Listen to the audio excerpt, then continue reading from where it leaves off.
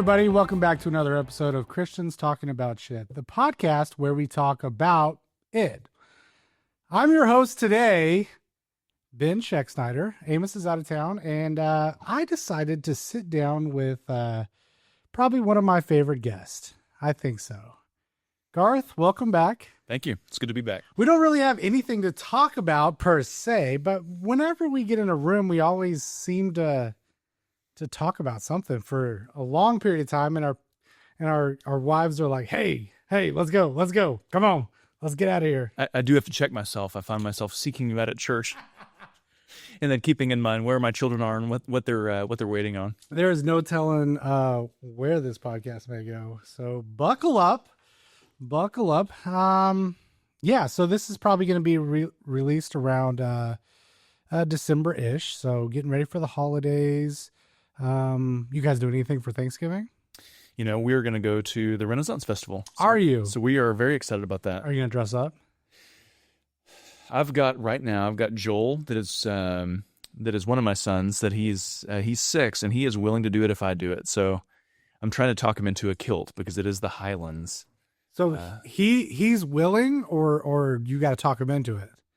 I think if I do, then I can talk him into it. Okay. I think that's the case. Yeah, then go with some. His default is to go pretty casual though, and so it may be a little bit of a sell. I figured this week I've got to get it figured out, and then either put the hard sell on and get a commitment or not. The Renaissance Festival is so fun. I think we did my daughter's, I don't know, maybe 6th birthday. She was still young, but old enough to recognize that it was a cool thing. And we did the thing where we invited extended family. So my grandparents came. I think some aunts and uncles came, cousins came. Nobody dressed up. They had never been to the Renaissance Festival before. And talk about just like stepping back in time and just like almost a culture shock, really. I mean, Grandpa at the time, he was probably mid-70s, and just like thinking, what in the people do this? People travel around and live like this, quote unquote, and it's like, yeah, this is something unique. I mean, it was really, really cool. Evidently there are several in Texas at this point. I know confirmed of 2. I'm not sure of a 3rd or 4th, but the 2 biggest ones I'm aware of are the ones in Houston. And then there's one in Saginaw in more North Texas, near Dallas area. It's a lot smaller. Okay. But the Houston one is supposed to be world renowned. I mean, huge, acres upon acres. I don't think you're going to be able to see it all. And you've been to this one numerous times. I have not been to the Houston one. I've seen a lot of documentaries. There's a whole backstory with regards to the guy who started it. And King George, right? King George, yes. And I think he recently died either last year or something to that effect. So the ownership of the whole park as a whole was kind of up in the air. Yeah, a lot of drama, but still at the core of it, I think it's such a great. I mean, wow, what a great way to kind of lean into a passion and love of history, really. Mm-hmm. The second time we went, I don't want this to be all about me, but have you been? No, this will be my first time. Oh, my wife has never been. She's been, and so she's been trying to get me to go for years. Oh. And then I've got some friends of mine that I work with that their daughter has worked there, for multiple seasons, and so she is not currently working there, but they've been telling me for years, you've got to go. And so I've got people all around me that have been egging me on. You're going to love it. You're going to love it because the immersion aspect. So the second time we went, we did dress up. And when you dress up, there is a fondness with they're not carnies, they're Renaissance. Rennies. The Rennies that work it, right? Because everyone's in character. Everyone has an accent. Everyone has a backstory, really. And so the second time we went, we actually went all out, dressed up, and just absolutely had a ball. I mean, because you blend into the crowd and you really, I mean, at that point, anybody that's not dressed up sticks out like a sore thumb. Like they're not supposed to be here kind of just feel. I mean, we'd go into vendor shops and I wouldn't say we got, extra treatment or deals or anything, but it was definitely, oh man, such an experience. I mean, yeah, I went as a wizard, of course. Yeah. with the long beard. It kind of goes hand in hand. You know, you got to go as some mythological Renaissance character. So what about this year? Are you going this year? And are you? I would love to say we're still trying. We're about 50-50 right now. Okay. I would say earlier on in the summer we were probably 80% ready to go. Life just happens, and we just got a gaggle of chickens. Is that the correct term? No, it's a gaggle of geese, a flock of chickens. Look it up. Look it up, Ben. Yeah, but got a bunch of chickens, so we got our responsibilities are kind of stacking up, and so that is one of those things where it's not necessarily costly. It's relatively inexpensive if you think about once a year going for a family of four, but it's you gotta weigh everything else that's going on in life, and life just it's a roller coaster, man. You never know.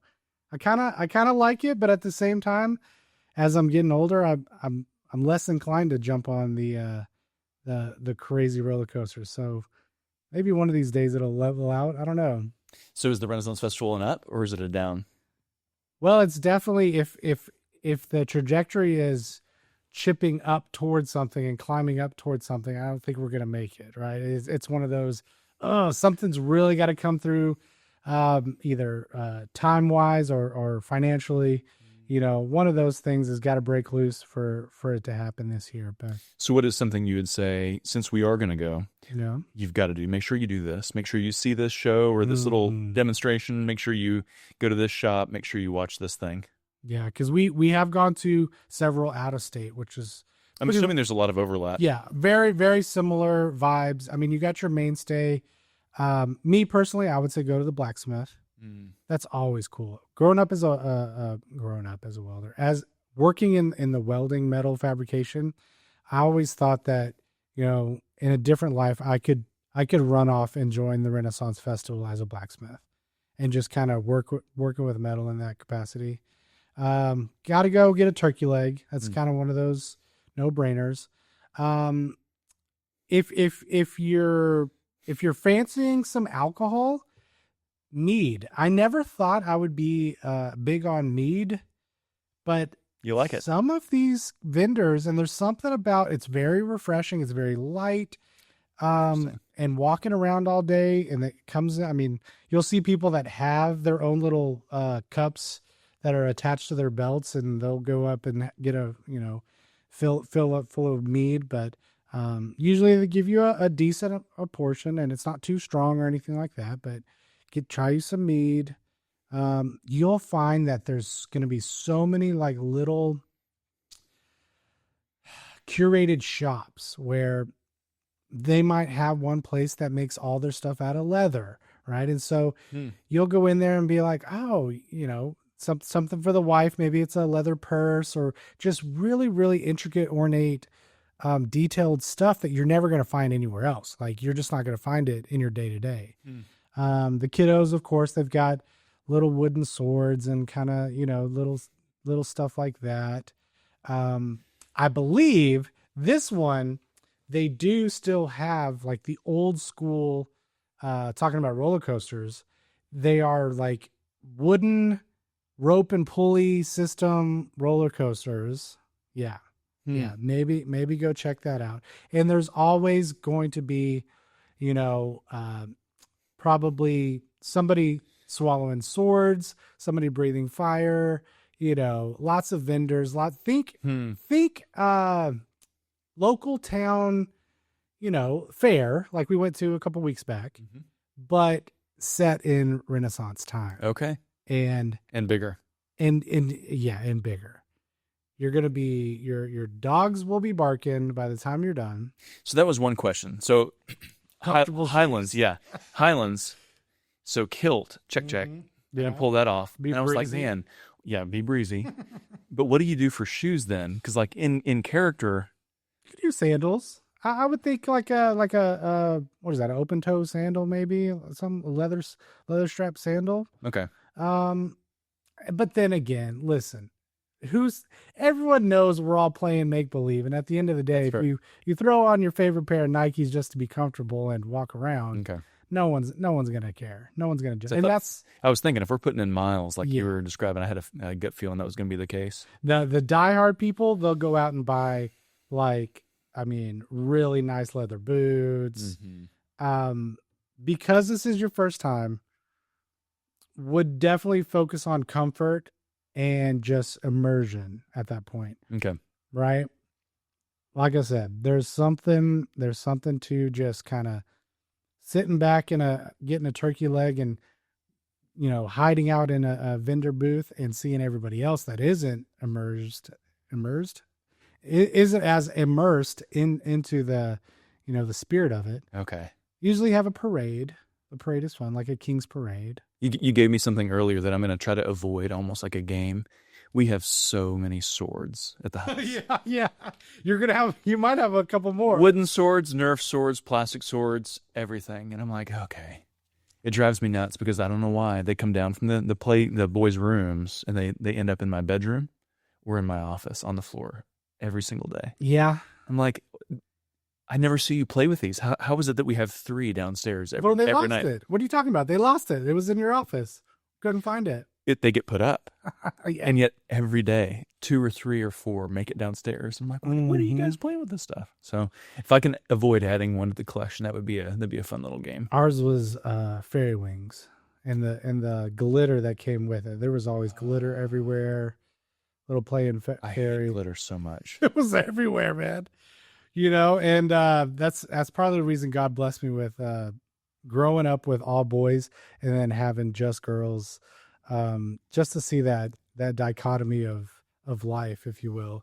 I mean, yeah, having all girls, it's a completely different, wild and crazy adventure. The glitter is unavoidable. Oh, and everything. I don't know why. Even if they buy just like a little cute purse from Goodwill or something, it's bound to have glitter on it. It gets in the car. All the cracks and all the crevices. Yeah, birthday parties drove me nuts. My sister once in a while will do something like that because she loves cute, pretty things. Yeah. And she's got a couple girls. They've got a son too, but whenever they come over for one of the boys' birthdays, something will have glitter on it somehow, and it is everywhere. And then when one of my boys turned, that's probably a couple of years ago, so I don't know if it was I don't remember what it was and who brought it, but definitely wouldn't have been me. But there, the balloons that are filled with the little foil ones, like little discs. Yeah. And so they were outside, and somebody thought it was a great idea to pop a couple of them. There's like 8,000 of those little discs in there, and they're blowing around in the wind like they're all in the grass. And I'm like, oh gosh. Yeah. And so I go around, I'm trying to like sweep them up, like while they're on the concrete. And Holly's like, calm down, it's no big deal. And I'm like, this will not disintegrate. These are going to be here forever, and it is a flipping mess. And so I ended up sweeping them up, but she thought I was pretty particular that way. And so you like a neat home, huh? That's what it sounds like to me. I've seen your garage, Garth. Come on, everything's got a place. We all have our things, Uh-huh. and so I there's a few things that get under my skin for whatever reason. I don't love like food or food on plates on the counter. Food on plates on the counter. Yep. And so basically teenage boys and right. But I'm down if we just scrape off the plates and rinse them off and then throw them in the sink. If there's 3 days worth of plates in there for whatever reason, it doesn't bother me. Yeah. Okay. I can connect with that because it's the unattentiveness to just bacteria just leave it there and so it's not, so I'm not a hyper clean person, but there are these little sore spots. And so like I don't know what it is, because clutter can be a little overstimulating if it's just everywhere. But if it's kind of pushed into a corner, if it's in its place ish, it doesn't bother me so much. You grew up like that? I don't remember. My mom was a pretty clean person. Okay, and so we had chores and all the things. Yeah. I'm trying to remember what my room was like though. I'm sure it was typical boy, middle school, teenage boy room. Do you have memories of your parents getting onto you to necessarily clean it up. I distinctly have memories of my mother painstakingly having her four boys clean the house after a tornado had come through and wrecked it. So I grew up mostly with my sisters. I've got a sister that's 2 years younger, and then one that's 4 years younger. Then my brother came along, and he's 10 years younger. Yeah. And so I was, when I was playing with him, I suppose he'd have been maybe 3 or 4 or something by the time we're actually playing games or playing with balls or whatever. And so it was a little different perspective then. And so I wasn't engaged in just making tremendous messes with my other 2 siblings. And so I don't remember making. I'd have to ask my mom what kind of tornadoes I made. I'm sure I made messes, but it is like a bomb goes off with our boys. It's wild, and it's every single day. And so I never remember Mom harping, but I don't remember if that's because. But my sister's rooms, I don't remember exactly. I didn't wander in there a whole lot. That was risky business. Oh, I bet, yeah. But I don't remember her harping. But I also do remember we had especially in the summertime, we had explicit chores before we could get going. Mom was amazing. We'd have like a quiet time, like a devotional time together. Okay. And then we'd go out and we'd have a punch list of 4, 5, 6 things to get done before we got to jack around and do the kid stuff. But never, she's not a barky person. And was that coming from her, or do you think it was coming from your dad saying, hey, when I get back to the house?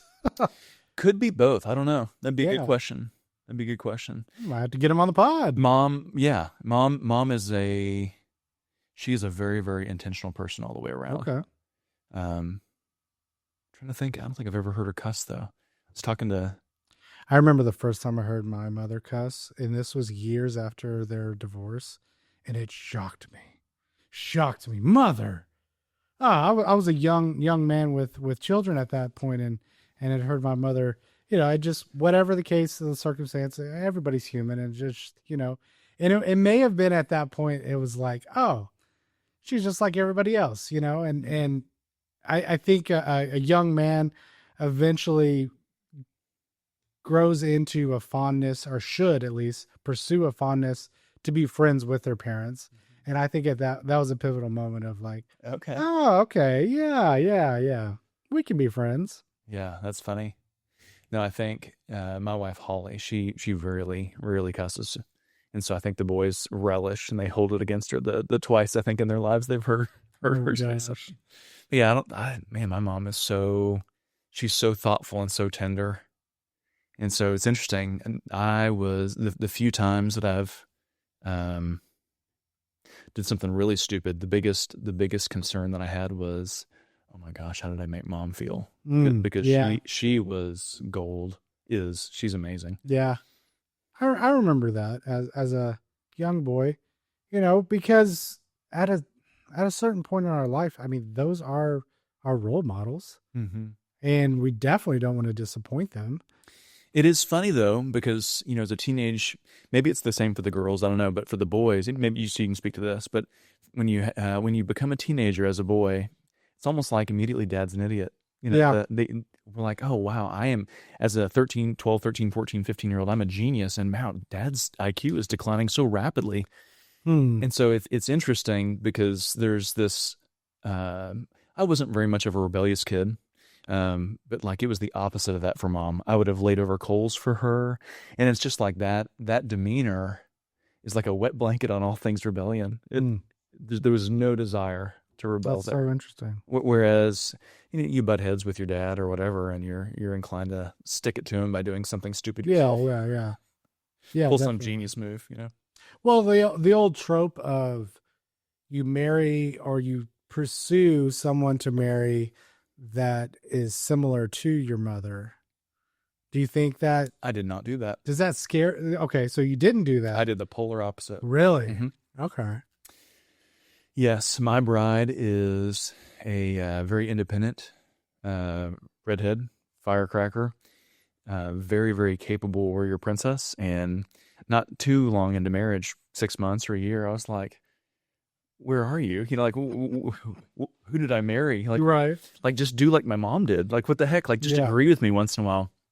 And it is funny because now I see the value of what it is that Holly's brought. because it takes off my edges. And so when you're young and dumb, you both don't handle conflict very well. And so you're entering into conflict a lot more than you need to. Um, Walking in the flesh and walking out of alignment and all the things. And then when you do get into conflict, you also don't handle that very well sometimes. And so you cause collateral damage unnecessarily. And it is, it's painful. But if you have reflective people and people that want to grow individually, what ends up coming out of that, though, is magnificent. Yeah. So there is no one in the world that I trust more than my wife, or that I would rather go to seek advice. And I don't mean like specific things like, hey, I need a surgery. What do you think about this? Or this specific What? She doesn't have this. I mean, but she is a healthcare professional and she's brilliant. So I can't even really say that. So maybe some, I don't know, some financial specific thing. I might not go to her, but for virtually everything else, relational, man, I don't know of anybody that I would prefer to go to seek wisdom. And it was not always so. It took us a while to get there, but I'm so grateful. And I can see pretty readily what I would be like, I think, if I didn't have those edges taken off. Because we got married pretty young, 22 and 21. And so I can imagine I would be, I don't know. Yeah, we were 20, almost 21 when we got married. And yeah, you do a lot of growing up in those first, I would say 5, almost 10 years, really. Do a lot of growing up and realizing, oh, this is a blending of how you were raised and how I was raised. And especially if you're starting to have kids, implementing something new, if you will, and hopefully inspired by God, but not always. It's you're trying to overcome, Terrell kind of mentioned it, I think, last Sunday, kind of about just bringing baggage with you. And man, it's one of those things where, I mean, we're still dealing with probably unspoken baggage that we probably still carry and are still trying to walk through. And but there is that you have to work on blending and becoming one. And it's so funny because our teenagers are to a point now where they're becoming more independent and they're becoming obviously more coy, if you will, with regards to what they want and what they're trying to get out of life. And they will go to their mother and ask something, and she'll tell them, be like, you know what, that's something that Dad would say, and it's just after just so many years of just rubbing off on each other. So do your girls know who to approach for what thing? That is a very good question. I would say that the youngest, they not necessarily particular things. They'll probably pregame and pre-plan with their mother, and then get the final okay and approval. Unless it's something that clearly I wouldn't. So I mean things that are smaller, where either you or your bride are comfortable saying yes or no to, making kind of a unilateral decision. It's those things that my boys are beginning to figure out more and more how to play the game. What things fall in the bucket where Dad is likely to say yes, but she's a little more routine, organized, structured, and conservative. And so let's go to Dad first. No, it's hard to explain. And I think me and Stephanie's relationship it is atypical. It is very atypical to any other marriage that I've seen a couple that have kind of mirrored this, but with regards to my job and primarily working from home, and we've always been a unified, both of us. And so we're always around each other quite a bit. I would say probably more than most couples, we spend a lot of time just in the house as a family unit. And so that probably deters a lot of picking and choosing and probably circumventing parents for different specific things. Does that make sense?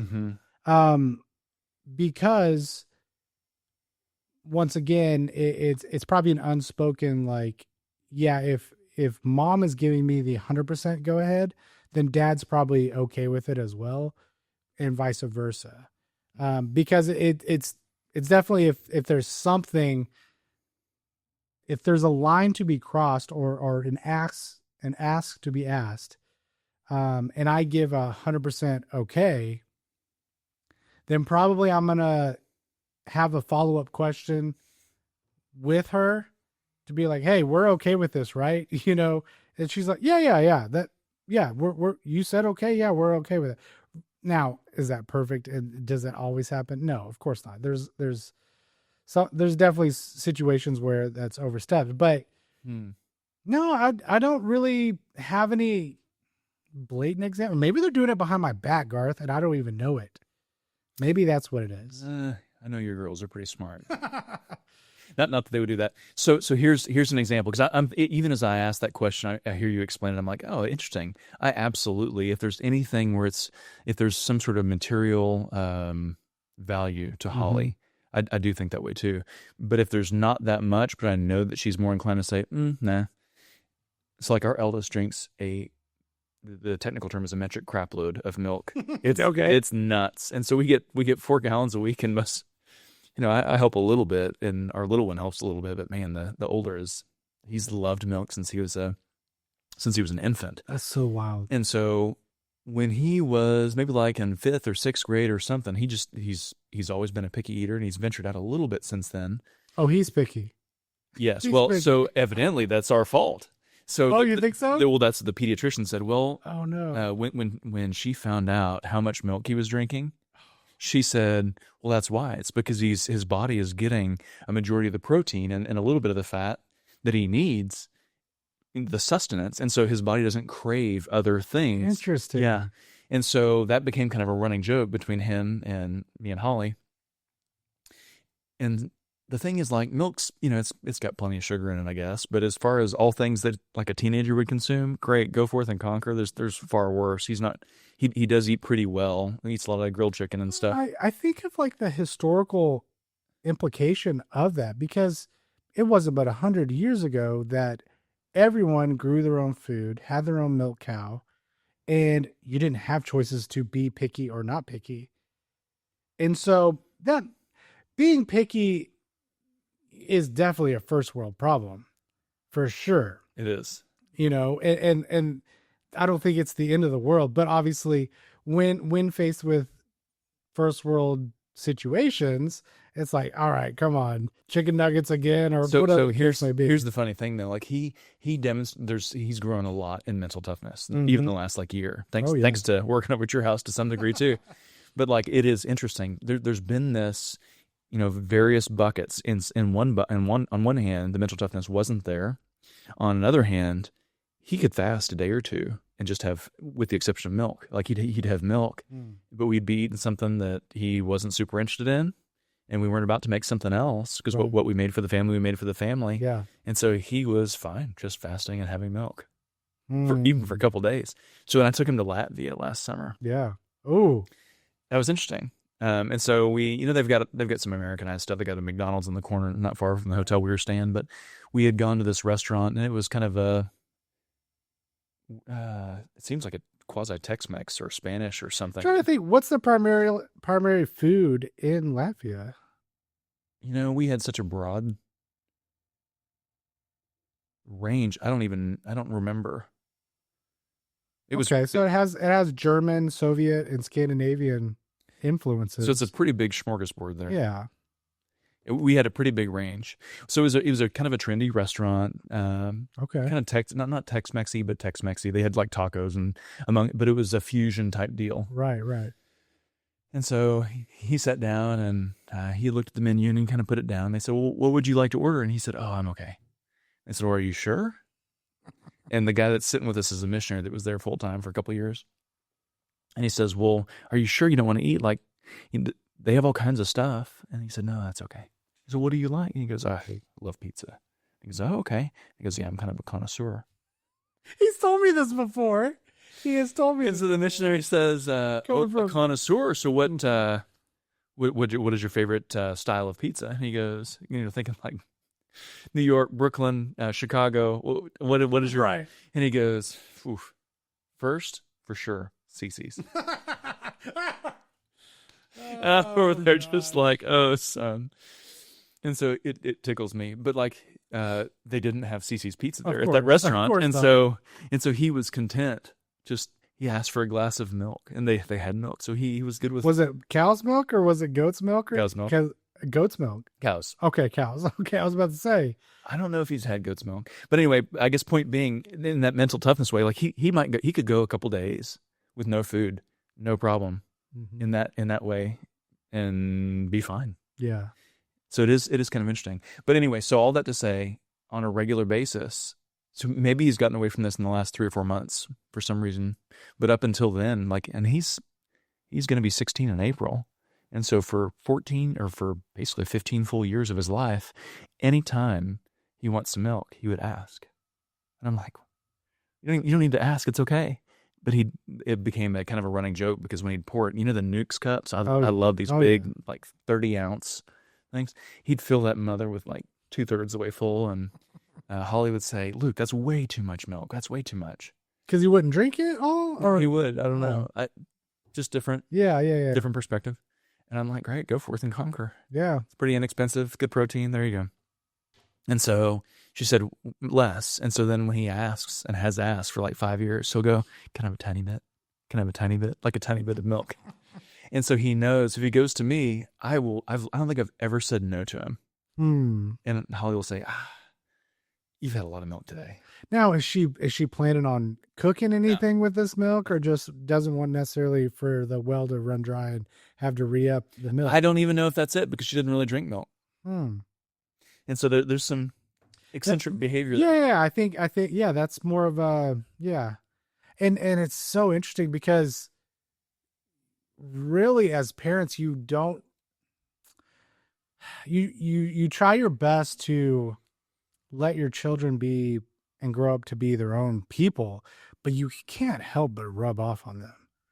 Your little nuances, whether it's drinking too much milk or not enough milk or whatever the case may be. I remember with my kids, I mean, they got my affinity for loving Asian food, and cooking Asian food is probably one of the best blessings I've ever received from having 2 daughters.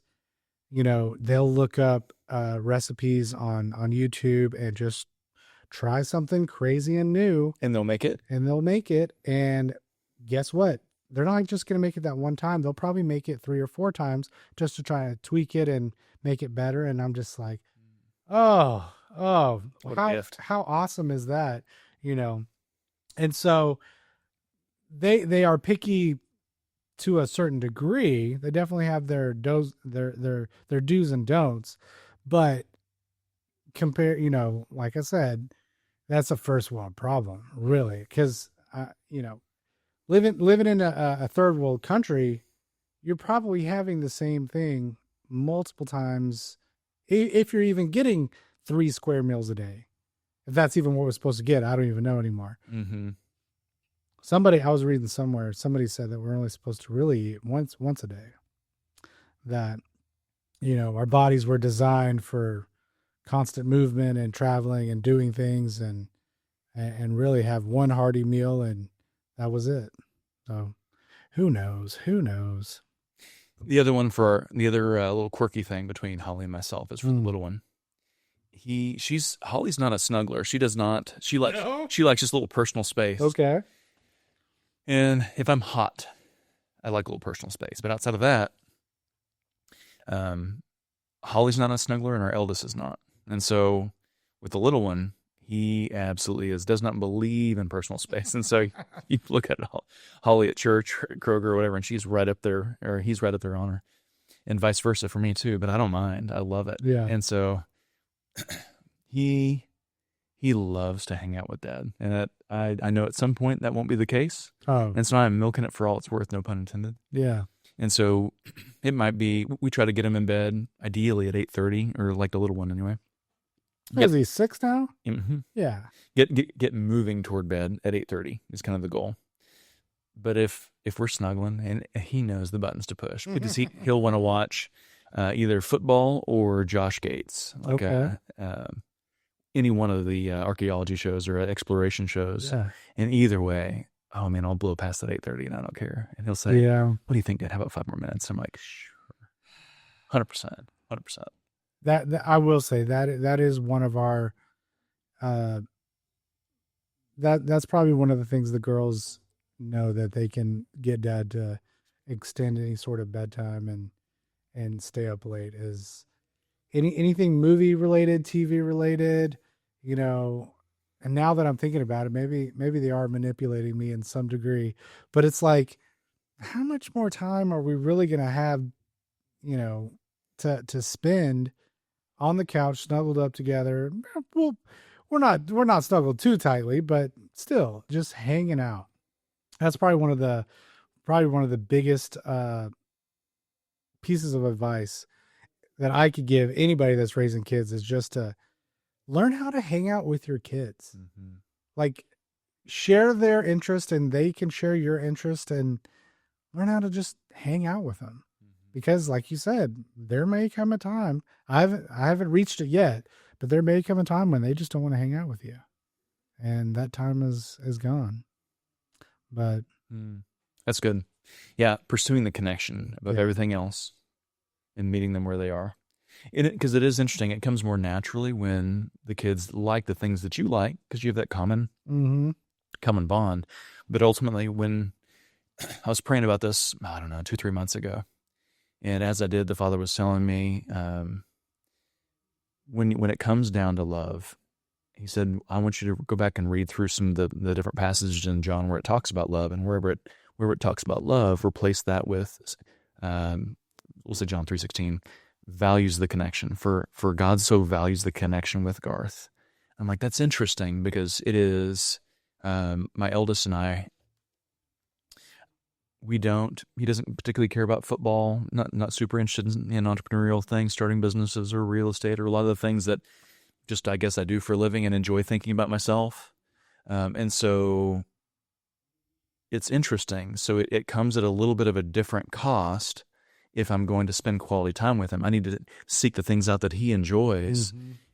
But really, if you love someone, that's what you do. And it's interesting because that's oftentimes what happens in 7th grade or 8th grade or 9th grade, when you're smitten by a girl and you're wanting to just be around them. yeah. Do you like ballet? Oh my gosh, yes, of course I love ballet, or whatever, you know.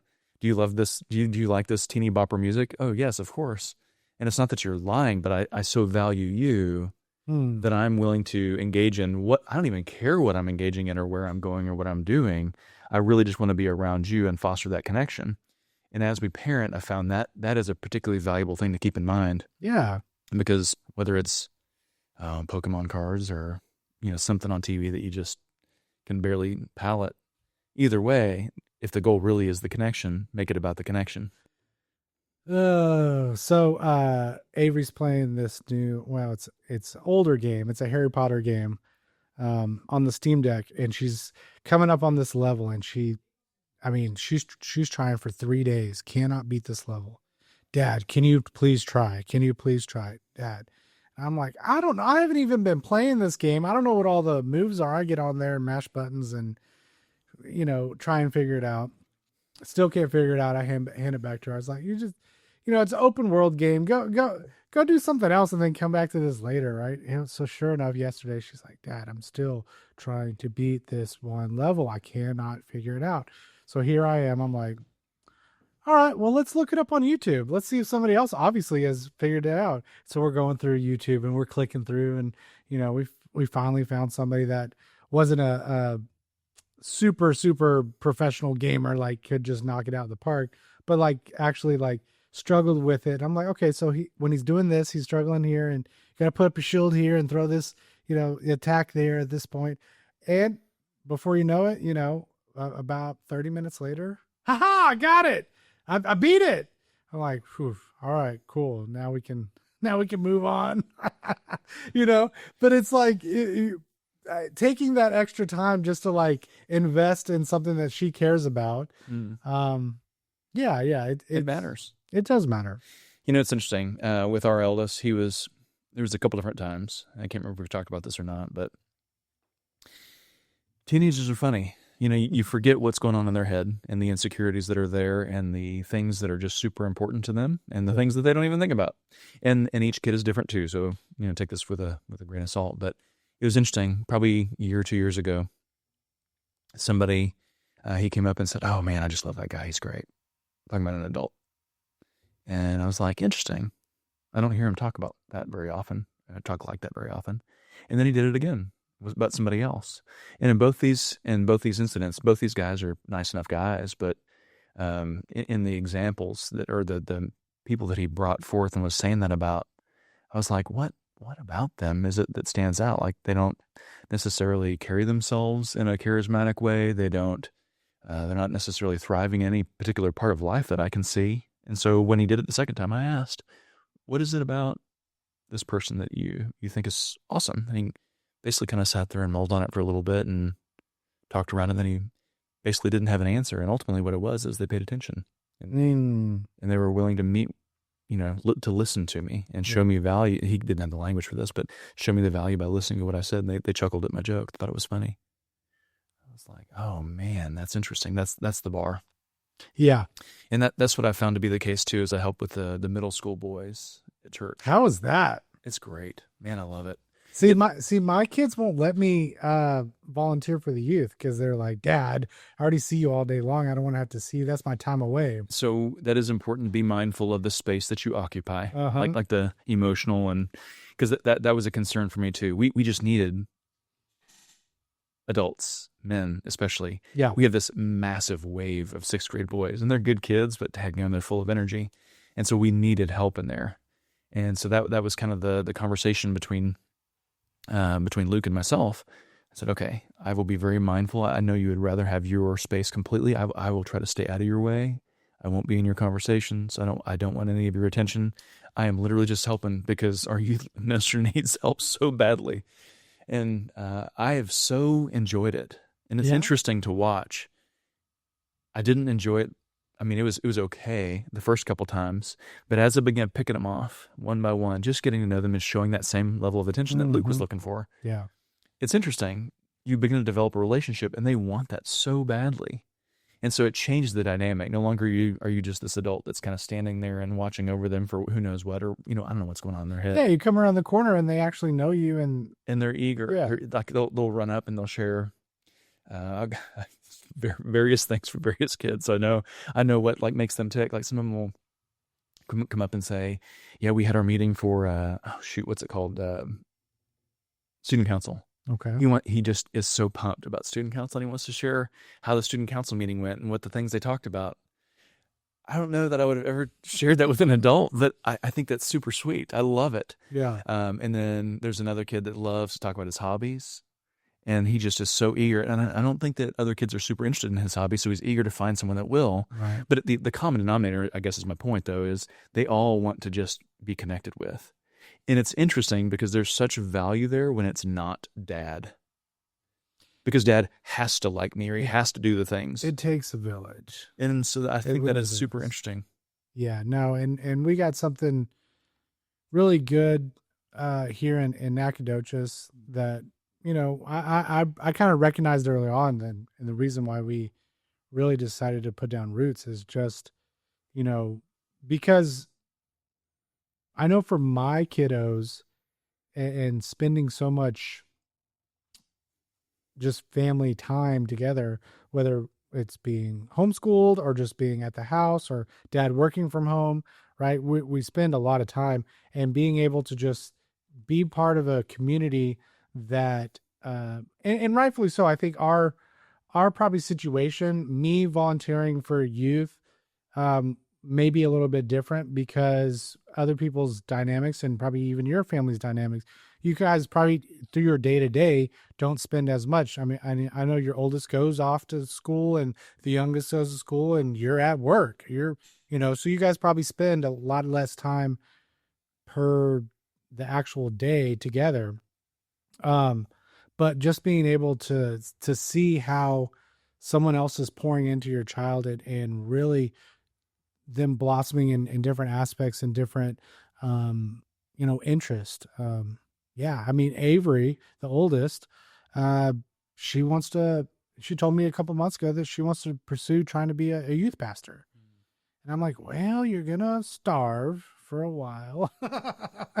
You're not going to make a lot of money, but if that's, and we've always been, uh, we don't necessarily shoot down ideas, but say, okay, well, if that is something that truly takes off, then you're going to say it again. You're going to say it again. I'm going to be able to recognize, as a parent, I should be able to recognize that you truly are eager to pursue this. And that is when I can pour back into you to say, and direct you to say, yeah, this is something that, I think you'd be really good at, or whatever the case may be. Mm-hmm. And she brought home one of the books that we have in the lobby at the church. She was reading it. I mean, it's a pretty in-depth theological book, and she's over there in the corner reading it in the house. And I'm like, okay, yeah. And of course, we're not the atypical family. I'll sit there and, hash out theological debates with our children, just to kind of see where they land, because I recognized earlier on that this is not my faith and my quote unquote religion that you are adhering to. No, this is your walk with your Heavenly Father that you have to pursue on your own. There's no amount of me dragging you to church or dragging you to a certain event. I mean, they get upset when we miss church. And that's rare. I remember being a child and being drugged to church and not liking it and be like, no, what are we doing? And that probably led to a lot of more of my rebellious stages. But yeah, just kind of noticing what direction and what they want to pursue. And if there is a continuation, of course, she wanted to be all kinds of crazy things, not crazy, but off the wall things before that. Mm-hmm. But as the reoccurrence comes up and being able to water that and to be able to, to really just kind of refocus that and lean into it. It's been an amazing thing raising teenagers. Yeah. Yeah, that's interesting. We live in a difficult time too, because whether it's a youth pastor or anything else, either you have dual incomes with a spouse, or you have a roommate, or you work a side gig or a second job. That's it's almost like what it takes, even like in East Texas, where the cost of living is pretty inexpensive. Yeah. I can imagine like living in a bigger city, let alone like an LA or a New York. I mean, I remember when I was in Houston in 04 to 08, and we'd have these people flying over, and they were wanting to buy investment properties, and they'd tell me what they did for a living. And they were like teachers and post office workers and normal day-to-day, like normal humans. And yet they had just sold their house for a couple $1 million, since they were liquid for $1.5 million or $2 million, and they were wanting to buy properties. And I said, well, tell me about the house you sold. It was nothing. Right. 1,300 feet, 1,400 feet, 1,500 feet. Not nothing, but not $2 million, not what I thought of as $2 million. Right. That bought you a palatial, estate in especially in Houston. East Texas. Yeah. And so it was interesting. I began asking the question, like, so how do you survive there? Well, you have like multiple generations, and it's not just one demographic, one race. It's not like the Hispanic or the Indian cultures or the Near Eastern cultures where that's a normal thing, like the biblical times. It's not like that at all. It's like everyone. Because if you make $80,000 a year, which is below the poverty line, like in San Fran or whatever, I think it's $125,000 or something. Yeah, that's like 3 or 4 years old. That data is, so I don't even know what it is now. So if you make $80,000 or $100,000 or whatever, that'd be the equivalent of. I don't even know here. I mean, federal poverty line is $15,000 around here. You have no option but to adhere to more of a close knit family dynamic and share resources. And I culturally, I mean, in Asia, I grew up in that and seeing multi-generational families that I mean, that's a completely different ball of wax with regards to economy and communism and all of that on that side of the world. But um, yeah, there's definitely a lot of merit with regards to reinvesting in your own kids and not not jumping so quickly to shoo them out the door, but to say, hey, we could there's something we could build, Mm-hmm. even if it's maybe not even necessarily my passion, maybe it's pursuing your passion, um, whatever that may be. There's no reason why at 18 you automatically just, yep, turn 18, you're an adult now, get out of my house, see you later, bye. It's going to be very interesting, Garth. Mm-hmm. Very interesting, because I got 2 years left. And we're already feeling a little bit of, she's got her permit. She's going to get her license, hopefully December when this podcast comes out. So maybe by now she's driving. All right. I'll check on you. Yeah. And it's like, okay, you're ready, clearly. And I have to continually check myself to be like, oh, when I was 16, I was doing all kinds of wild and crazy. Genius. Yeah. It's like, okay, all right, and at a certain point, you just kind of let go of the reins and you're going to figure it out one way or the other. But like I said, at this point, they still like to hang out with us. So I don't know what that even means. I don't know if they will go in through any sort of, Amos always says he never had a rebellious phase, which part of me agrees with, but part of me is like, I think you're just defining it differently. You rebelled. You just didn't, there were different things that, and he'll give me an example. I'm like, you rebelled. That was an example of rebellion. He's like, so outward rebellion or just inward thoughts? Or what kind of examples does he give you that you pick on? Probably, like a movie or something that they watched at too early of an age that they probably shouldn't have watched until they were probably a little older, something like that. And I'm like, well, that to me appears that, and I think in his mind, it's more of a draw the line of like a Rumspringer kind of type rebellion of just like completely going against the world. Stick it to the man. Sure. Yeah. Which, let's not joke ourselves. I did that for sure. Pursued debauchery, pursued all of that. But that was, and looking back on it, it's like, that was 4 years out of, a 37-year-old's life. That was such a small, insignificant part of my life. And quickly, I don't know if I even grew out of it or whatever the case may be. But yeah, you know what I mean? It's just like so if we were to practically define rebellion, what are the characteristics that we would put out there?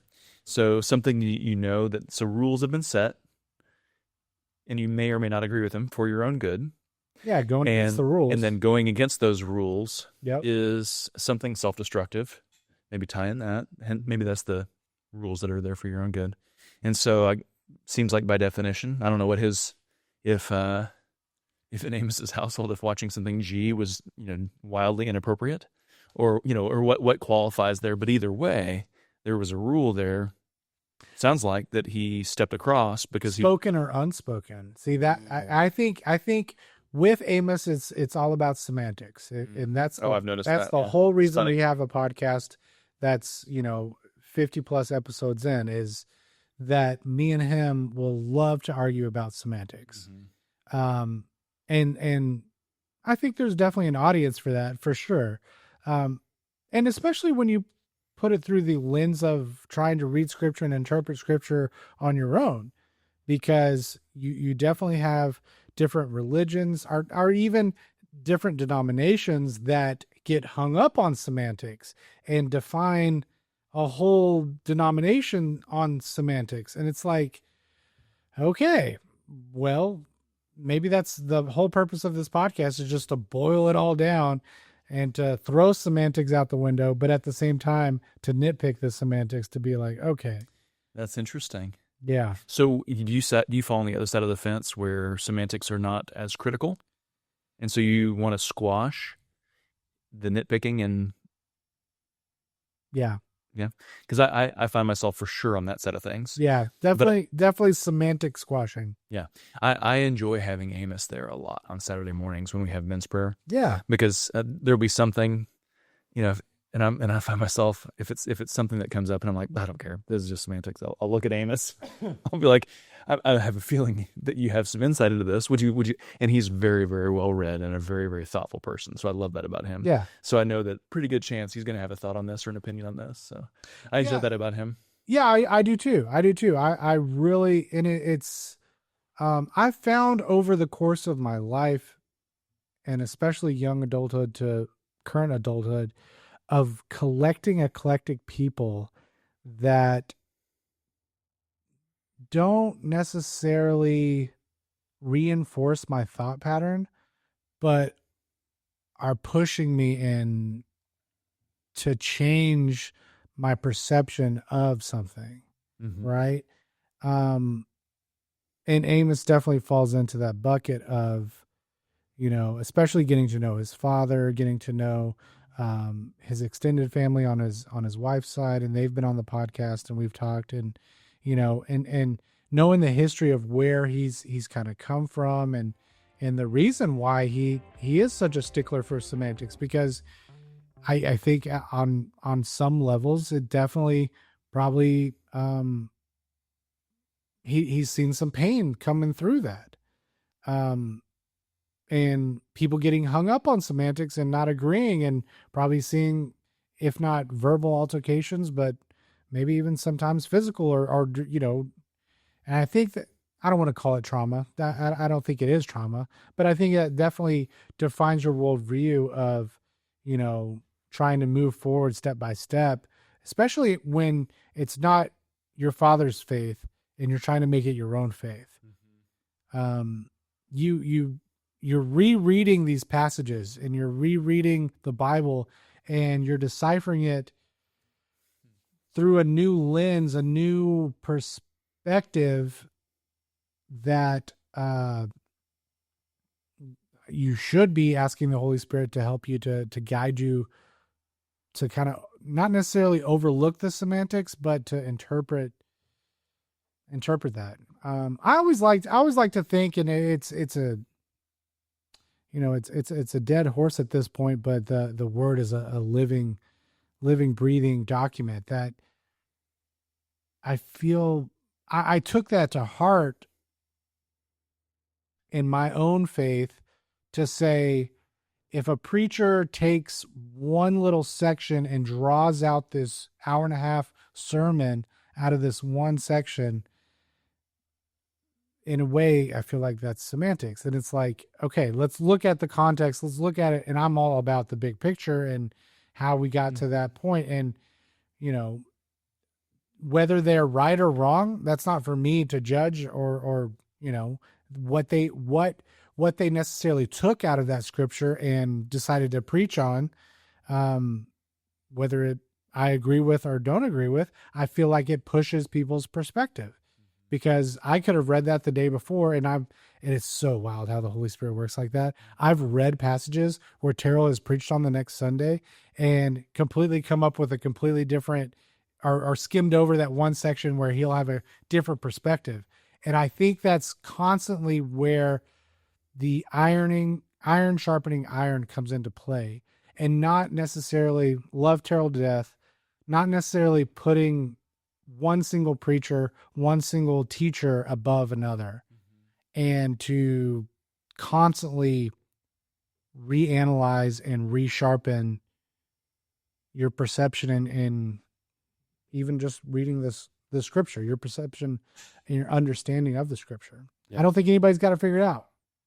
And I think if anybody is out there saying they do have it figured out, we had some guy on here a couple weeks ago that's a post-millennial thinker, right? Never really met anybody that believed that. And as I'm asking him questions about this, I find myself thinking, well, of course you would think that way, because you're rock with regards to these certain aspects of your denomination are based on the fact that the book of Revelation has come and gone. It's over and done with. And we're living in a post millennial worldview. And I was like, well, of course you think that. Duh. And not to say he was wrong or right, but it was like, oh, that's interesting how your whole perception and how you read scripture based on that one semantic, if you will, kind of changes in how you move forward in your life. So what denomination holds to that? Oh, you're on the wrong podcast or the wrong episode to be asking that. That's more of an Amos question. I don't know. I don't live there anymore either. Know. So going back to what we were talking about earlier, though, as far as it being living and breathing, it's so interesting. I was wildly benefited and favored and given a leg up with mom raising us the way that she did, and dad too, but mom was the primary caretaker, and she worked jobs and stuff, but was there primarily in the summers and encouraging it. And then went to Fredonia Hill as a school, Baptist church on the south side of town here. And what an amazing benefit that was. And then we grew up for the most part at Grace Bible. What an amazing gift that was, memorizing scripture. And so just fed scripture from an early age. And it was helpful. And just like most preteens and teens, there's plenty of stuff that you run into. And figuratively, you're reading Greek anyway. So it doesn't make sense, but you're picking it apart. And then it's interesting. So I'm 43 now, and I'm walking through Timothy Davis's cleansing seminar. I'm not sure if you've jumped into that or not, but it's really interesting. There's a couple different chapters per day that he's got in the back, almost like a homework assignment to do, along with a workbook. There's 4 sections. Each section is supposed to take about a month, and so you got a handful of chapters to read. But as I do, it's interesting. I read the instructions, and he encourages you to read it aloud if you can, if you're in a place where you can. And as I've done it, it's so funny. I found myself waking up in the morning and saying, "Oh, heck yeah, I get to jump in to Scripture." But it's not like, I haven't found some secret apocrypha. Like I've read all these passages probably 100 times a pop. But it's so interesting. As I read it and I read it aloud, I find myself not reading it aloud just because I'm waking up, or I don't know. And I'm like, oh yeah, I wanted to read this aloud. So I'll start back over and things will come out. And so faith comes by hearing, we know that passage, but also there's something there. And so the 101st time, but also there's something maybe too reading it aloud as well. But I've just found that really interesting. I found this renewed hunger in a totally different way. Because it's not topical. There's something about the way we're wired with regards to the spoken word and the power of the spoken word. And this could definitely take a tangent down the blurry side of things if you want to go there. But I mean, I just find it very, very fascinating that we as human beings in our current culture just I feel like we've forgotten that, there really could be some hidden mystery with regards to the words that are spoken out loud, and whether they go off. I've heard it explained that, your prayers could potentially go off and people see that prayers are being spoken out loud and go off and make spiritual weapons for angels to fight with, or whatever the case may be. Right. And we're just talking, that's one person's perception of the spiritual world and explaining it, and whether it's right or wrong, who knows? But it is, I think there's something there. I think there's something there at the core of this universe that kind of resonates, words being spoken out loud, whether it be for good or for bad, whether it be negative speech or positive speech, positive reinforcement. We know that positive reinforcement works in a coaching situation or a parenting situation. But are we so stuck in this scientific method, in this awoken science world to think that, or more of a psychological world to think, well, yeah, because it's being absorbed, and those are words of affirmation, and or could it actually be some sort of metaphysical something? And can you really separate that? Yeah. I don't know. I don't know that you can. Yeah. Everything's spoken into existence, of course. I won't dive into some of the theoretical physics that I can't articulate all that well because pretty superficially. You just poke beyond that. And I know. I don't have It's there, so I'll leave it there. it's so interesting though that there are people smarter than us that could sit here and talk, at about the sound kind waves. about that kind of stuff, and I find it fascinating. So one cool thing that did happen, and this is somewhat involving this, when our eldest was maybe 5 or 6 or 7. I don't remember exactly. I guess it would have been after. Yeah, he was probably 6 or 7. And so I was taking him to school, and we pray in the truck on the way to school most mornings, or the mornings that I would take him to school anyway. I'm sure Holly did too, but it was one of the mornings that I was taking him to school, and we're driving down our street. And I said, okay, I'm going to pray in a different language, and I want you to close your eyes, and I want you to tell me if you recognize anything that I'm saying, if any words come to your mind, or if you understand what I'm saying, or if you see any thoughts or like images in your head. Now, is this I'm assuming you're leading to potentially like praying in tongues. Mm-hmm. So, but is this an intentional?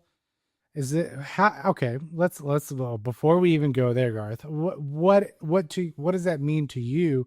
Is that a spirit inspired language? Is this or is it more of a releasing of one's self and just letting it kind of flow? Like what are we talking here? Outstanding question. I think that it is both. Okay. I think there have been. Let me tell this story, and then I'll get into why I think both, and why I think I've made it up plenty of times too, and why I think it's spirit inspired. So I pray in tongues for maybe 45 seconds, maybe a minute or something like that, and then I turn around and I'm like, we're at a stoplight, and I'm like, well, did you hear anything? Did you recognize anything I said? And he said no. He said, but I did see something. I said, what did you see? And he said, I saw in my imagination, I saw 2 angels. And one of them had this pen and was writing in the air, and gold letters were floating off. And I thought, okay. Mental note, okay. That's awesome. Because he's not seen that imagery. Like, I don't know what show you'd watch to pick up on that, or where you'd even get that idea. And so I thought that was kind of interesting. And then so, let's see, 2003, I had met this young man. I was working at Pine Cove Christian campus outside of Tyler, and I met this young man that was going to play keyboard for us at the high school camp. And just getting to know him, super nice guy. He's telling me about where he goes to school, and he runs track at this university, and he had jumped his friends that are on the track team were hanging out the last day or the last night before the last day of the track meet. And one of the guys that runs the anchor leg of the mile relay jumps off a flight of stairs and broke his ankle. I'm kind of wondering where are we going with this? Like there's lunch or dinner or whatever right over at the cafeteria or whatever. Yeah. Where are we going with this? And he said, so we gathered around him and prayed over him, and God healed his ankle. And I looked at him and I was like, what do you mean? He said, well, he hurt his ankle, so we got down there and we ran down to him and we prayed over him, and God healed his ankle. I said, what do you mean you healed his ankle? And he's like, I didn't say that. I said, God healed his ankle. And I was like, whatever. What do you mean? He's like, you've not seen that? I was like, Mark, I've never even heard of this, except for like reading in the Bible. Yeah. And he goes, we see it all the time. And it felt like I got hit in the head with a 2x4. I was like, what the heck? Because I remember as a kid being told explicitly that God doesn't speak anymore and he doesn't do miracles anymore. But we have the Bible. You feel like someone said that? 100%. Really? It wasn't just unspoken. I remember where I was. Really? Yeah, from hearing it from a pastor. That's so interesting. Yeah. And so it was a bummer because I was like, that sucks so bad. I remember thinking that's a crappy trade, but I can play the game. I can see that those that walk in righteousness, or what I perceived to be righteousness, that don't do self-destructive things and, whatever, while they walk out a fairly upright life, as best I could tell, as like a 6th and 7th grader. It seems to go better for them. And so I was like, okay, that's fine. But man, I really wish it was like it was for Abram, or for Moses, or for pick your favorite patriarch, or for any of the apostles. Yeah, with all the costs that come with it, but also the adventure. And like, man, I would love that. Yeah. And so we'd once in a while had these missionaries that would come in. Like this guy came in from India once, and he would talk about how um, when he would walk into, I don't remember what the deal was, some building or some church of some kind, and they had cobras everywhere. So it's almost like what I pictured from movies and stuff as a kid. These cobras would be standing up, and they would drop down when he would walk by. And what he was basically alluding to is that there's something spiritual there, and that they're submitting to him or whatever. I don't know. I was like, oh, but something in me, the blurry part of me was like, oh man, maybe. And I used to see stuff too as a kid. Like I'd see red eyes. Like when we lived out in the country, it would be pitch black dark, and I'd see something, and I'm enough to where I'd get scared. But I was like, huh. And so I've always sensed there was something there, but I could talk myself out of it, especially because from church and from everything that I knew, that's not real. It's just your imagination. And so anyway, flash forward back to this 2003, this encounter that I'm having. I found myself crying out that night, Father, if you do speak, if you do work the miraculous, I will do anything. I will pivot from school and what I'm doing right now. I will go live in Africa, wear a loincloth and kill animals and eat them and feed people with those animals, whatever you want me to do. If you do work miracles through us and around us and you speak to us, but I've got to know. And if you don't, that's okay. Then I'll just continue on the path that I feel like is what I'm supposed to do, and we'll go that route. But one of the things that my buddy Mark he had grown up like Vineyard Church, and so he was talking about tongues and baptism of the Spirit and all the things that I had never even heard of this stuff really for the most part. And so he was talking about that, and I was like, man, that sounds neat, because that's like a tangible demonstration of what I was feeling sad about in 6th and 7th grade, and what I would love to see now as proof. But also like, man, I don't want to ask a demon or a fallen angel or a Satan or whatever. I didn't even know what to like be worried about. But I was like, man, I don't want to like invite something to live in me or something. And so I spent like 2 weeks just digging through everything that Paul wrote for the most part, and was like, okay, I think I'm okay asking for this. And so it was interesting, because even over the asking for what? Asking to for the gift of tongues, or to be able to pray in tongues, or I didn't have language for it. And so I guess this is probably where Amos would come in to say semantics with regard, and this is probably where I align with him, is so I would feel like I feel like probably some denominations probably say that people are already inherently given particular gifts, but that not all of the gifts are readily available. And I think we've had a discussion previously about that with regards to all the gifts are probably readily available. It's just a matter of when God chooses to use that gift through you. Right? I don't know. I don't know either. I've had very firm postures about this, just like every other confident 13-year-old boy, about whatever, baseball cards or sports or Pokemon or whatever's your jam. When I was asking for this, and then later on when I received it, when I walked and experienced lots of the gifts and saw the miraculous, you begin to like try to like explain it somehow. And so you take these postures and these theologies and you own them. And then I can't tell you the number of times I've been on different sides of baptisms of the Spirit. What the heck? Yeah. Does that happen when you give your life to the Lord the first time? Or is there like a second infilling? Or is it a constant thing? Or whenever the presence of God just falls on you, or what? And so it was funny. I was in Denmark, and what was it? I forget what she said. Holly calls me, and she was reading something from Tozer, and I forget which way he goes. But at the time, I had gone back and forth plenty of times at this point. So this had been about 11 years into me hearing from the Lord and seeing the miraculous and wrestling and reading countless books about baptisms of the Spirit and speaking in tongues and stuff. Well, and it's definitely miles away from where you started. 100%, yeah.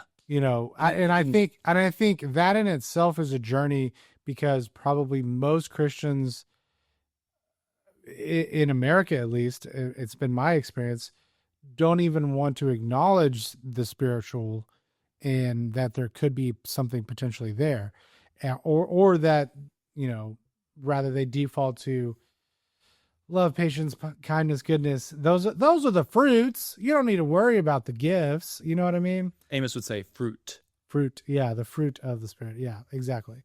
But you get what I'm saying? Yeah, and so that is very, very interesting that, there's even subsets even further deep once you do confidently say, okay, Lord, all right, Father, these clearly I've experienced these gifts, whether through me or through other people, and I believe that they're coming from you. I don't know which camp I'm in, if they're all inherently in everybody and it's just a matter of tapping into that and God working through that, or is it a delegated, well, you were born with prophecy. Yep. That's your burden to bear, or you were born with the gift of, I think the Pentecostals, would probably say that the gift of tongue is more of a widespread, but I don't know. I don't hardly know anything about Pentecostals or. Yeah. From my interactions and from what I've read, they would say that you have to be baptized in the Spirit as a second in filling, and then you have to speak in tongues for validation that you are indeed filled and that you are indeed saved. Yeah. So that can cause some challenges. That's a rigorous saving point. And so even in the baptism, though, so Holly calls me in 2014, 11 years after I've been pressing into this stuff, and she's like distraught, and I'm, I don't know, 8 hours ahead or 10 hours, whatever Denmark is from here. And so with this little window of time where there's overlap where it's not too terribly hard to call and connect. Right. And she's like freaking out. She's like, I'm reading whatever from Tozer, and he believes that there is a second baptism, or that there isn't, or something. It's one of the ones, but it was the opposite of where I was currently landing. Yeah. And I said, "Oh, babe, I've believed that like 18 times, and I think I'm like 19 over here right now. I've gone back and forth. I'm like, there are brilliant people intellectually that are spirit-filled people, yeah, are kingdom-minded people, and I could never attain their intellect, I don't think. And they're on either side of this thing." And I was like, so I'm not that concerned about it. I don't think it's going to matter that much. And so anyway, we get that going on, but going back to 2003 in the tongues piece and what that looks like, and gift and all that. So, and why I think, plenty of times I've made it up. So that summer, even in the 2 weeks that I'm taking my time to like wrestle with it and read through it and then like ask for any kind of impression, because at this point in time though, I was seeing in the Spirit and I was seeing trances. Like it started that summer before I ever asked for this stuff, because it got me wondering, like, so do you speak? And we've talked about this before, is that you were not, before you started experiencing, you were not, you had never experienced, you yourself were not, I don't want to say creative. You are creative in your own realm. And spreadsheets. Yeah. Well, you are. Business plans. No, you are. I've had multiple conversations. You are very creative, but not at this level, or this. Not visually. Visually. Right. And so, I guess what I'm trying to say is I have always been a creative visually. And I distinctly remember being, and I used to do it with my kids too, but just making up stories, like on a long car ride, or my dad would kind of do it too. And just like the tallest tales you've ever heard, and just all from the dome, have no idea where it's coming from, and just can picture it. And so I'm tracking with you on that. I can do that all day long. Yeah. But you're saying, but the imagery I could not do. I couldn't. Interesting. I couldn't create, or I haven't ever exercised that gift or challenged myself to stretch it. But I couldn't draw much. I mean, I could do a stick figure, but it's nothing impressive. And so that struck me as very helpful, because it was so counter to anything that I could do. Right. Yeah. And so even over the course of a couple weeks, while I'm wrestling with the whole tongues thing, I've begun to hear from the Lord. I've begun to see visions and trances, and I'm like, oh, this is glorious. It's because every single night, you don't have a cell phone, there's no distractions. And so every single night we have worship before like a message. And so during worship, I'm just in the back pacing or on my knees. And I figured out pretty quick, oh man, I didn't know that this is what abiding in Christ was, but I was asking, what do you want to talk about? What do you want to show me? Which of these kids do you want me to pray for? And so I'm humbling myself and asking for something outside of just some selfish, Right. Fixated thing. And he would show me things, and I could see it. I'm like, I know this isn't me. And so I'd journal it, and it was amazing. But those 2 weeks came and went, and I felt very confident. Okay, if I ask to be baptized in the Spirit, or to be filled with the Spirit, or to whatever, and then to be able to speak in tongues, because I do see that it seems awfully beneficial per Paul. And if that's a real thing, then I sure as heck want it. And I'm confident I'm not asking for some sort of demonic anything. Well, even in that 2 weeks, though, there are people all around me that are interacting with my friend Mark that is new there, and that they're like, oh yeah, that sounds good. I'd like that. And so he's praying for them. They're being slain in the Spirit, like on the beach, on the Lake Palestine beach. And when they wake up, they're speaking in tongues. And I'm like, okay, a little weird for me. Yeah. But also, whoa. Because there's enough of the different mix of the personalities where I'm like, there's a couple of them that were fairly young and a little immature. And I'm like, okay, they might fake it for attention. But then some that like, I've seen hypnotists before, but some that I knew pretty well. I'm like, okay, he's an accountant. Right. He's an engineer. They're not that kind of squishy personality or whatever that would be just desperate for attention or whatever. And so after a couple of weeks, I said, yeah, hey, I would love it if, like, when we get everything taken care of and all of our responsibilities done tonight, if you would pray for me, I would love to do that. And so we did it. We probably prayed 4 or 5 different times over the course of the next, like, 6 or 8 weeks or 10 weeks or something. And I never did receive tongues to my knowledge. And so then I go back to my senior year at A&M, and we had Tuesday night breakaway. It was like a big post 9/11. We had like 5,000 kids or something like that would go on Tuesday nights to Reed Arena, the basketball stadium. And it was pretty awesome. The worship was great. And I remember stadium seating, of course, in the arena. So I'm standing there. And when I went back from that summer where I'd encountered him so much, I would be standing there and looking around, and the Lord would highlight people and tell me what to pray for. Pray for him for this and this and this. Pray for her for this and this and this. Pray for him for this. Pray for her for this. Pray for him for this. And I was like, awesome. I just knew what it was and what I was doing. And so after a while, though, it was once a week we'd go on Tuesday nights. After a couple of weeks, I noticed that it got faster and faster and faster and faster, and people are being highlighted. I'm trying to keep up. And I would listen with my ears to what I was saying. And I was like, ooh, I'm so sorry. Like, this is irreverent. I'm speaking too quickly and I'm just slurring all my words. I was like, I'm so sorry. Let's slow down. That way I can read off this little teleprompter thing that you're doing to me, whatever this is. For him, for this and this and this, for her, for him, for her, for her. And I'd hear what I'm saying, and I'm like, oh my gosh, I'm so sorry. I'm like wasting this information that you're giving me to pray for these people. And so this went on all year long. And so then I finish my senior year. Well, hold on. So you think that was your So the thought process to actually slow down, do you think that was divine or that was your own? Yeah. I think it was my lack of comfort, not knowing what was going on.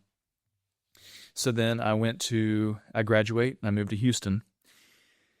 And at the time, before I graduated, we were going to this little Hispanic Pentecostal church that was like 2 or 3 Hispanic families and like one white family and like 10 or 12 college kids. Yeah. But we got to know the pastors really well. We'd go over to their house and get to know them. And they had 4 boys and got to know them really well. And man, they just loved on us and loved on us well. So we got to just pepper them with questions. And so I was, they had prayed for me to receive tongues too, and nothing. So I was kind of bummed. I was like, oh, well, maybe someday. And so I'd asked them for some advice on churches in Houston. So tried out a couple of them, went to one of them a couple times in a row. And at one of the second time I went, they said, well, hey, and there's at this point thousands of people at this particular church. And they said, if you want to come, if you would like to pray in tongues, then next week, make sure that you show up, and after service, we'll have a little class where we teach about what it is biblically and, what it's for and what it's not for, and we'll pray for you to receive tongues. And I said, oh, heck yeah, I'll be there. And so I came the next week. Sure enough, I show up and I go to this little class. They're reading the same scriptures that I had read at this point 20 times over because I wanted it so badly. And I'm like, what am I missing? What's the key that I'm missing for the keyhole? And so they read that and they said, okay, Now, if you still want us to pray for you, we're happy to do that. Come up front. And so I went up front, and the elders of the church were there, and they just laid hands on me and prayed for me, same as I had done 5 or 10 times probably. And they said, I want you to just to speak whatever words come to your imagination, whatever words come to your mind, even if it's just a syllable and it feels stupid. That's okay. And it was interesting. I began just to say words and syllables that came to mind, and immediately I'm like, oh, Garth, you idiot. These are the same things that I've been praying for a year now, as he was telling me exactly what I was praying for. I just didn't realize it, but I was interpreting as I was praying. And he was telling me exactly what I was praying. And that happens all the time, most Sundays, even now. So you think it's a matter of your ego? I don't know. I think it's just naivety and not understanding how things work. We're not very immersed in understanding of spiritual things. Yeah. But it's interesting this past. Because it sounds like to me, as you're telling the story and pursuing this so many times and eagerly asking from the Lord, hey, I really want this gift. I believe in it, but it's still not happening until really your ego just finally bit the dust and you're like, oh.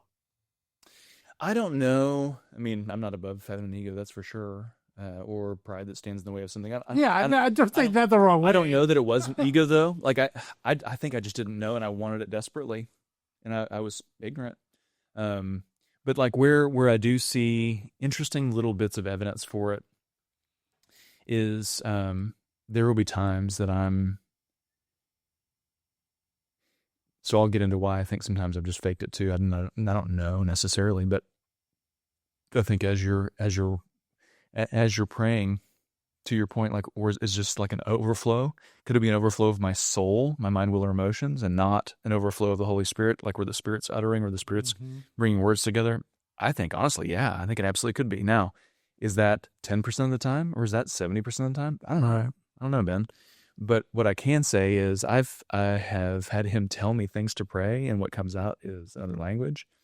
And so even like this past Wednesday at youth, there was a young man that was sitting by himself, and he was having a hard time. We're like during the meal time, and the boys are out running around playing soccer and football and stuff, and he's just sitting by himself. And so I just went over and sat by him, and I asked if he's okay, and he said no.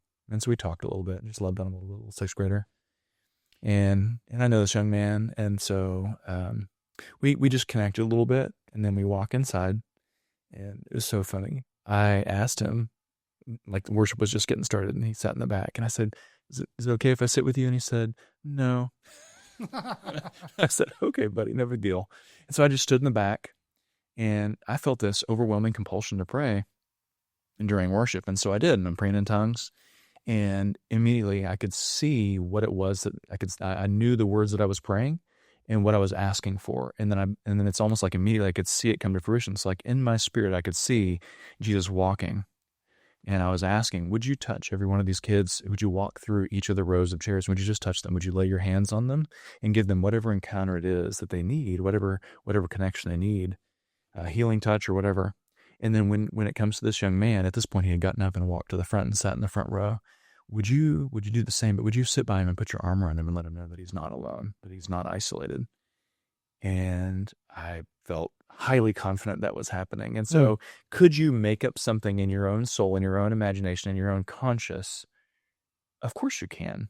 I can imagine an apple. I can imagine myself biting the apple now, or, peeling an orange, or I can imagine myself writing something. So you can absolutely do that in your own conscious. But so I think there's potential for that, which is why it's super helpful to have others that. Well, it's also a I like to think of it as a muscle that we're all born with, but we are not utilizing it. We're not practicing it. We're not developing it. We're not exercising it. 100%. I think where I've had so many times that played out like this one, where I know this young man's mom and dad real well, and so I was going to text them. I was going to give him a day because I don't want to violate his trust, but also need to make sure that we can connect well with the parents and pass along information if it's heavy enough, So I wanted to give him an opportunity, and I was going to very lovingly, as best I could, connect with mom and dad. Yeah.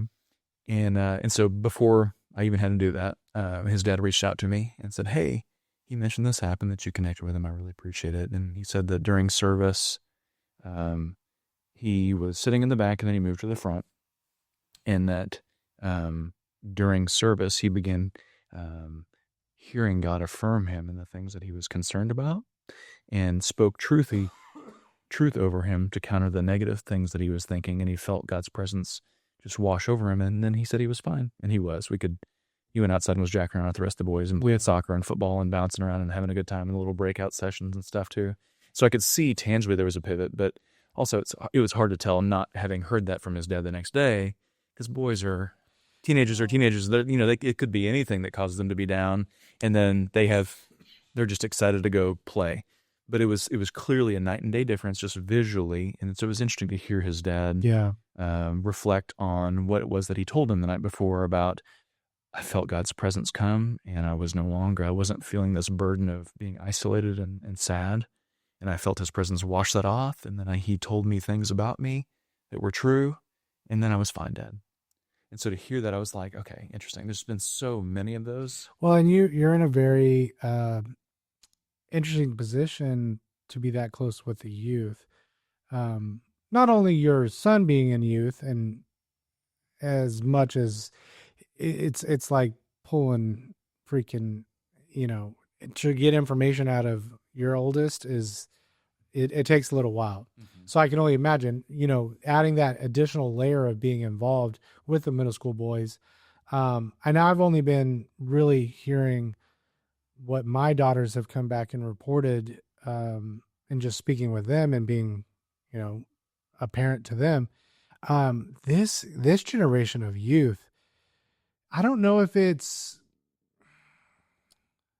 well, I know confidently that it is their openness and their hearts towards the Lord that is amazing, but also their vernacular and the way they are expressing how they're feeling about certain situations. And it's just very, very mature for that age group. And I definitely was not at any point, in my teenage years talking like that.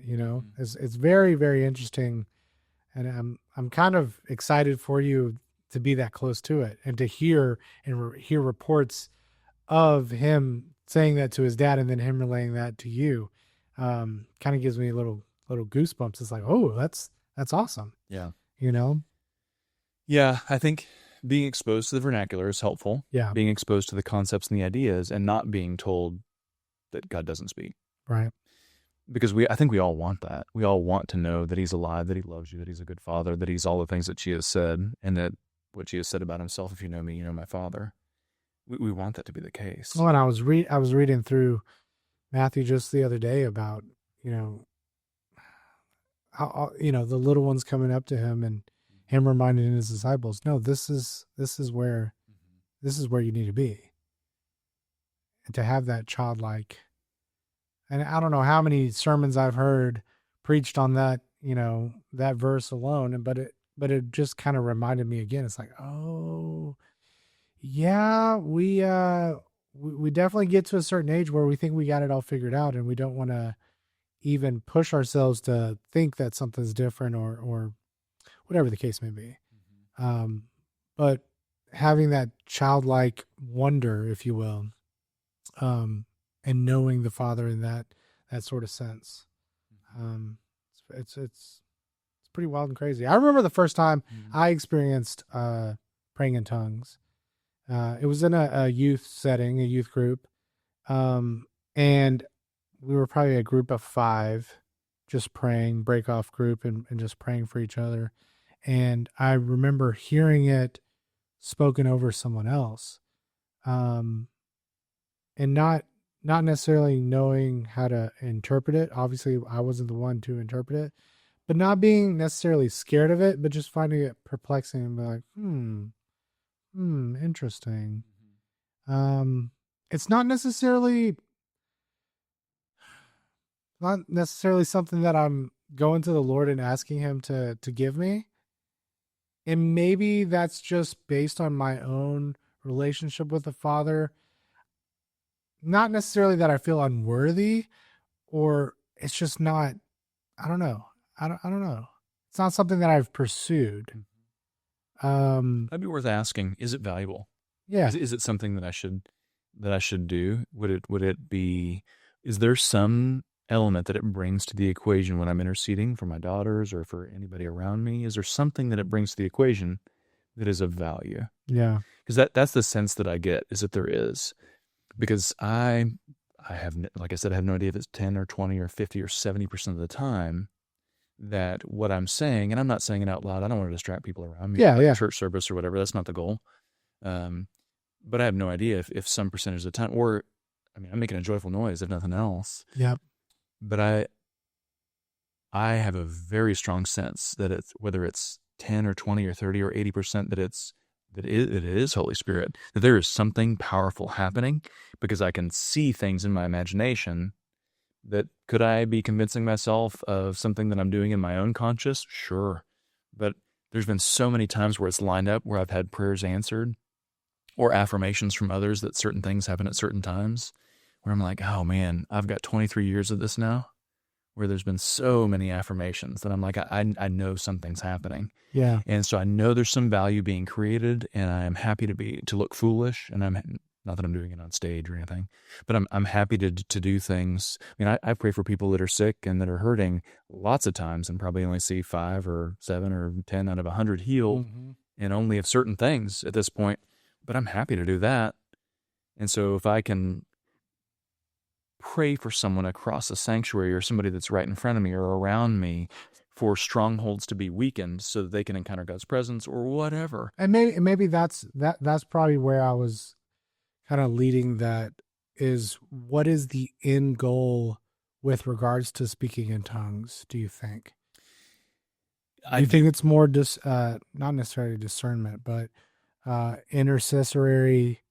That's my suspicion. And I've got friends you can ask that are 1,000 times better at having, No. We're just two guys in a room for talking. me, I'll put it this way: when I am singing in worship and I'm looking around and I am praying and asking for prompts and what would you like me to know, versus when I just start praying in tongues, it's almost like it kicks into another. It's like shifting into a different gear with different intention, and the things that he's bringing to mind for me to pray, they are different than what I would normally say as I'm praying something. Interesting. Okay.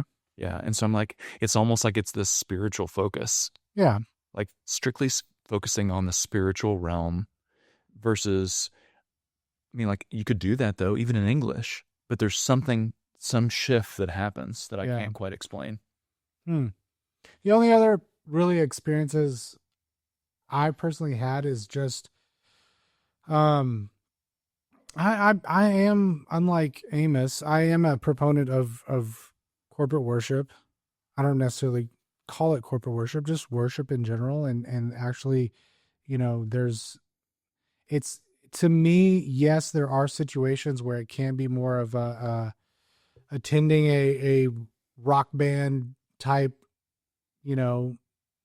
because I work behind the scenes and I'm running lyrics and I'm running video, and there are definitely days when I leave a Sunday service and I'm like, well, that felt more like a production versus actually getting in and worshiping. But on the rare chances that I am on the floor and I am in a, not necessarily a headspace, but I am worshiping from my heart to the Lord, there have been probably less than a handful of situations where I'll either stop, read my Bible, or just sit and pray, and find myself catching myself speaking in a more of a gibberish type scenario. And once again, I think it comes more from, for me personally, from a, not necessarily, I'm not one to try and like figure it all out, right? Or to pursue to try to have a selfish, I don't want to say it's selfish because it's coming from a place, I feel like when you explain it, it definitely is coming from a place of genuine earnest of trying to understand and to receive a gift. But mine is maybe a lack of pursuit of those gifts. Does that make any sense? And it's more like an acknowledgement of these gifts are out there. I don't think the gifts are necessarily all quantitative to what the Bible says they are. I think there's probably variations, and it's a much more complex uh, gifting, if you will, with regards to prophecy, tongues, healing. You know, the ones that are listed. I think there's a lot more of a spectrum, if you will, on that. And so for me, it's not necessarily an understanding. I believe that God can heal through people to pray for someone and heal them. I believe that people can speak in tongues, and maybe someone else can interpret that speaking in tongues, or speaking in tongues with the purpose of just praying over somebody. Um, I believe that people have the capability to have the gift of prophecy, and not necessarily elevated to the point of I'm a prophet, you know, everything I say. I think that those gifts can be, once again, distributed out in some form or fashion, whatever the will of the Lord may be. But it's maybe it's not necessarily a lack of pursuit for it. You know what I'm saying? You know what I'm saying? It's not that I'm dismissing it. It's a matter of, well, in my day to day, and maybe once again, it's not seeing the benefit or the fruits of trying to pursue those gifts. And maybe that's where my paradigm needs to change a little bit with regards to, no, these could be potentially good for you. Mm-hmm. It's interesting. So I wonder, so like for me, I would say that a vast majority of the time that I do pray in tongues, it's when there's worship music going on. And when there's not, and I'm just driving in silence or sitting there working or whatever, I'm just interacting like we are now. Yeah. Same. And then it is interesting though too, like as far as the selfish piece goes, because it is a lot like the way that he works. Like when you are emptying yourself and you're praying, taking your eyes off yourself. Let's say to prophesy or whatever. And I'm asking Father, what do you want me to know about Ben? Right. Even though I might be getting my just butt handed to me at work or financially or whatever. It's so interesting because when I get my soul out of where it is the one that is ruling everything, my soul's ruling over my spirit, over my body or whatever, I get my spirit and I come into alignment when that is the case, because I'm getting myself out of the way and I'm asking for you or for anybody else, that alignment does something. It's almost like we get to function then as a conduit of his manifest presence, of his love, of his joy, of his, like all the things.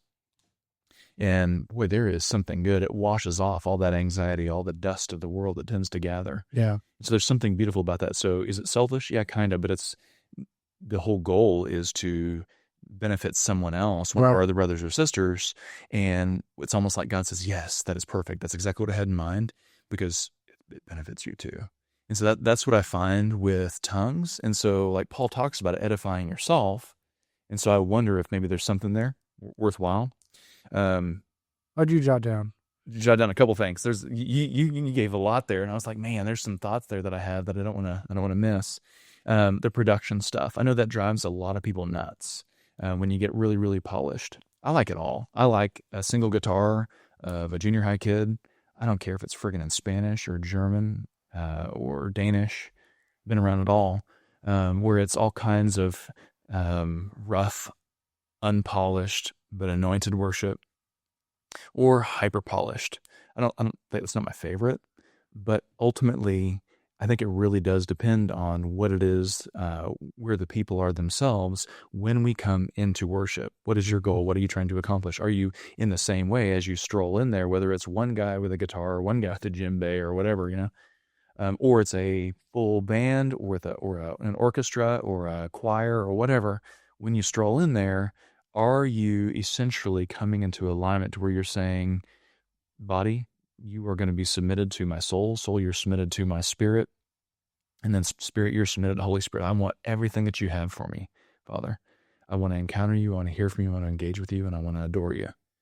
And for me, that happens regardless of what the music is like. Mm-hmm. And one of the most powerful worship experiences that I had was not a Christian anything. It was there's a band called Lifehouse a long time ago. Oh yeah. Yeah. And they were playing in Houston, and they were, I don't know, I think a couple of them were Christians maybe, but the songs weren't blatantly religious or spiritual. They were Christians in a secular band, but yeah. Yeah. And so you could either say some of the songs are about a girl or about the Lord, right? You know, whatever. And they might cringe if they heard that. They might be like, no, it was clearly about the Lord. What are you doing? But I was at this warehouse type concert venue with a friend of mine, and man, the presence of God came, and it was crazy powerful. And it was a production. I mean, they were big time ish. It's like 2005. Well, it 6 maybe. It demonstrates that. I mean, as Christians, we like to put everything in a nice little, sweet little boxes. And this is worship. This is church. This is our church building. This is our youth ministry. Where worship happens. This is the beginning of worship. This is the ending of worship. This is where the Lord fits. And I keep on going back to the fact that Moses's father-in-law, a Midianite, I believe, knew the Lord. Like, if you go back and read it, it still blows my mind to this day that he knew Yahweh. He knew who he was. And I believe he worshiped him as well. And it's like, there's no mention of that possibility of how could this person that clearly isn't an Israelite coming out of Egypt, right? How does he know the Lord? And it's just very, very, very interesting. It's, you know, with regards to that, it's like, and being a nonconformist myself, it's like, okay, all right. I think really what we have to gauge is this a net positive or is it net negative? If it rolls over to something that is a net negative, to whether it be to society, whether it be to the individual family structure or whatever the case may be, then yeah, chunk that out. But we get so critical with regards to the way it should be done. And man, it's just not, it's not that easy. It's not that easy to place such a rigid judgment on that, I feel like. Yeah.